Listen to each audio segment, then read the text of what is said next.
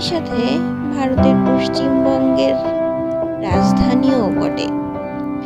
এটাকে the city of joys বলা হয়। শহরটি তার সাংস্কৃতিক ও ইতিহাসের জন্য সবথেকে বেশি পরিচিত।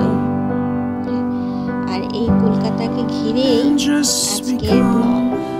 আমরা গত বছর এপ্রিল মাসে কলকাতায় গিয়েছিলাম প্রচন্ড গরমের মধ্যে। এই যে আমাদের ইমিগ্রেশন হচ্ছে, আমরা গেদে বর্ডার হয়ে গিয়েছিলাম, কারণ আমরা বাড়ি থেকে গিয়েছিলাম, যার কারণে বেনাপোল থেকে আমাদের গেদে বর্ডারটা বেশি কাছে।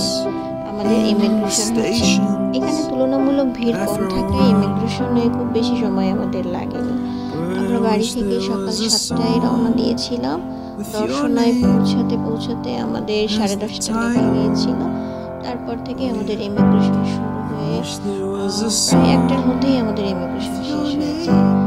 তারপরে আমরা এই যে গেদে বর্ডারে চলে আসলাম, গেদে রেল স্টেশন। এটা আমরা ট্রেনের জন্য ট্রেনটা দেখতে পাচ্ছেন, এই ট্রেনে করেই আজকে আমরা শিয়ালদা স্টেশনে কলকাতায় যাব। আমাদের ট্রেনটা ছিল দুপুর 2:02 এখানে প্রায় 1 ঘন্টা 2 ঘন্টা পর ট্রেন পাওয়া যায় শিয়ালদা স্টেশনে যাওয়ার জন্য। আমাদের ট্রেনটা ছেড়ে দিল সঠিক সময়ে। দুপুরের প্রচন্ড গরমের মধ্যে আমরা গিয়েছিলাম, যদিও অনেক গরম লাগছিল, তারপরেও প্রথম জার্নি করছি, প্রথম কলকাতা যাচ্ছি, অনুভূতিটাই অন্যরকম।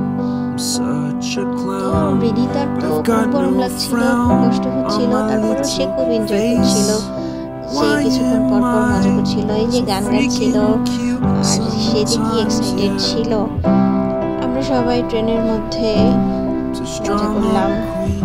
2টায় ট্রেন ছাড়ার পর শিয়ালদা পৌঁছাতে আমাদের 3.5 ঘন্টা সময় লেগে যায়। 5:30-6টার দিকে আমরা শিয়ালদা পৌঁছে গেলাম। কলকাতার ঐতিহ্যবাহী দর্শনীয় স্থানগুলোর মধ্যে উল্লেখযোগ্য Coffee House, Victoria Memorial, New Market, Sagar, তারপরে হচ্ছে হাওড়া ব্রিজ, আরো অনেক দর্শনীয় স্থান রয়েছে। তো আমরা কোথায় ঘুরলাম, কি করলাম সবই আস্তে আস্তে জানতে পারবেন আপনারা ভিডিওতে। আমরা শিয়ালদা থেকে ভিডিও আপলোড করা হবে। আমরা শিয়ালদা থেকে একটা ট্যাক্সি নিয়ে নিউ মার্কেটের দিকে চলে গেলাম। গিয়ে আমরা হোটেল চেক আউট করে এই যে আমরা হোটেলে